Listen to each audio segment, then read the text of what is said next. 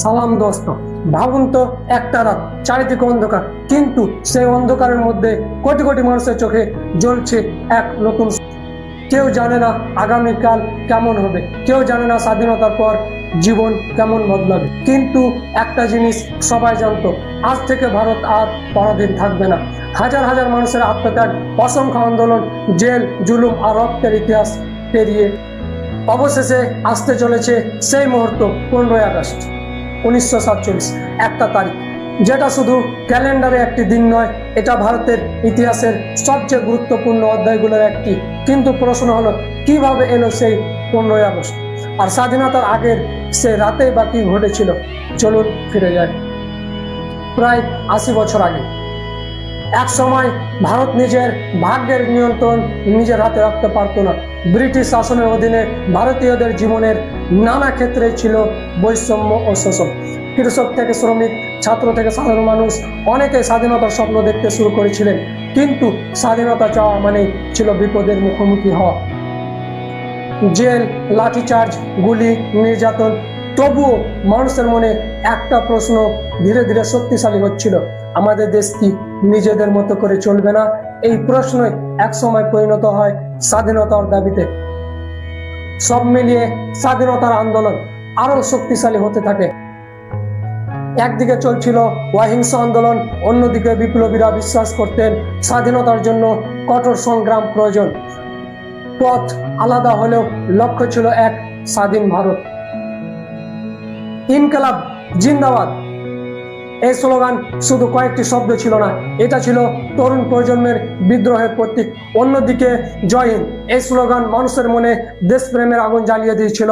স্বাধীনতার স্বপ্ন তখন শুধু নেতাদের মধ্যে সীমাবদ্ধ ছিল না, এটা পৌঁছে গিয়েছিল গ্রামের মানুষের ঘরে ঘরে, শহরের রাস্তায়, কলেজে ছাত্রদের মধ্যে, কৃষকের মাঠে, শ্রমিকের হাতে।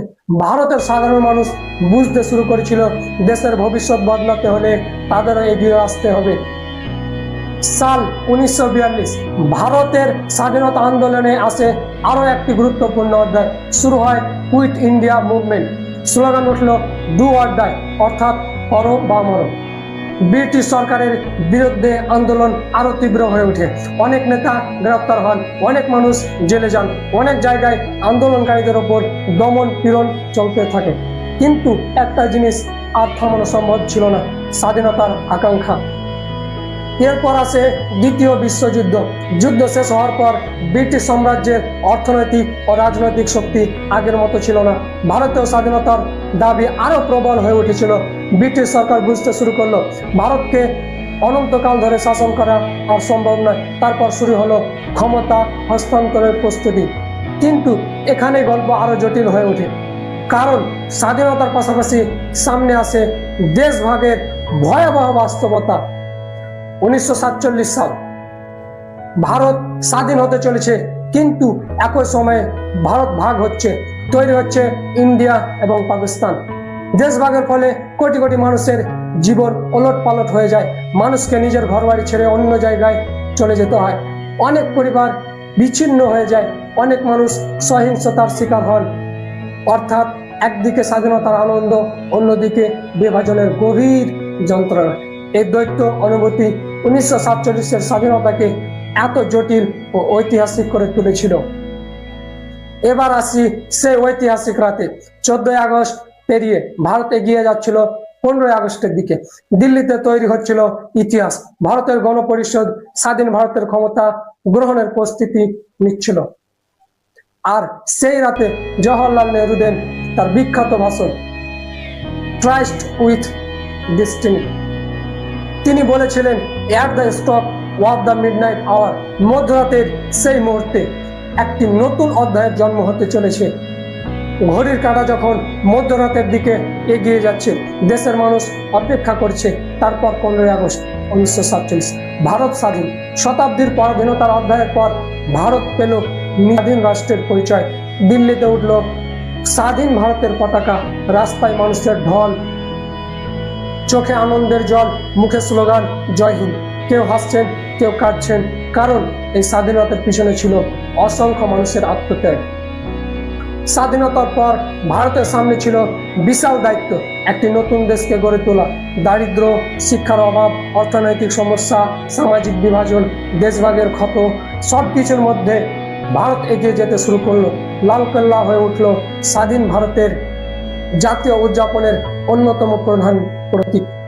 প্রধানমন্ত্রী জাতীয় পতাকা উত্তোলন করেন এবং দেশবাসীর উদ্দেশ্যে ভাষণ দেন, আর সেই ঐতিহ্য আজও চলে আসছে। কিন্তু একটা প্রশ্ন, স্বাধীনতা কি শুধু ব্রিটিশ শাসন থেকে মুক্তি, না স্বাধীনতা মানে নিজের ভবিষ্যৎ নিজে তৈরি করার অধিকার? স্বাধীনতা মানে শিক্ষার সুযোগ, স্বাধীনতা মানে নিজের মত প্রকাশের অধিকার, স্বাধীনতা মানে আইনের চোখে সমতা, স্বাধীনতা মানে দেশের প্রতি দায়িত্ব। আর যে স্বাধীনতা পেয়েছি তার মূল্য বুঝতে হলে আমাদের মনে রাখতে হবে সেই মানুষগুলোর কথা যারা নিজের জীবন, পরিবার, স্বপ্ন সবকিছু দেশের জন্য উৎসর্গ করেছিলেন। আজ আমরা স্বাধীন ভারতের নাগরিক। আমাদের হাতে স্মার্টফোন আছে, ইন্টারনেট আছে, শিক্ষার সুযোগ আছে, স্বপ্ন দেখার স্বাধীনতা আছে। কিন্তু এই স্বাধীনতা আমাদের শুধু অধিকার দেয়নি, দায়িত্ব দিয়েছে। দেশকে ভালোবাসা মানে শুধু 15ই আগস্ট পতাকা হাতে দাঁড়ানো নয়। দেশকে ভালোবাসা মানে সততার সঙ্গে কাজ করা, অন্যায়ের বিরুদ্ধে দাঁড়ানো, শিক্ষিত হওয়া, অন্যকে সম্মান করা, দেশের সম্পদ রক্ষা করা, আর নিজের জায়গা থেকে ভারতকে আরো ভালো করার চেষ্টা করা। কারণ স্বাধীনতা শুধু ইতিহাসের একটা অধ্যায় নয়, স্বাধীনতা প্রতিদিন আমাদের দায়িত্ব কথা মনে করিয়ে দেয়। তাই আজ 15ই আগস্টে আমরা শুধু বলবো না ভারত মাতা কি জয়, আমরা বলবো এ দেশ আমার, এই দেশের ভবিষ্যৎ ও আমার দায়িত্ব। জয় হিন্দ, বন্দে মাতরম, শুভ স্বাধীনতা দিবস। Welcome to MK Studio 0.7, where we focus on energy and success. Subscribe now for the best content.